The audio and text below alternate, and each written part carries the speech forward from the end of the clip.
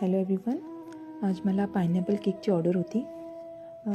केकच्या design related कस्टमरची काही requirement नव्हती, पण एक छोटीशी रिक्वेस्ट होती की केकमध्ये कलरचा वापर फार कमी प्रमाणात असायला हवा आणि जेलचा वापर नको.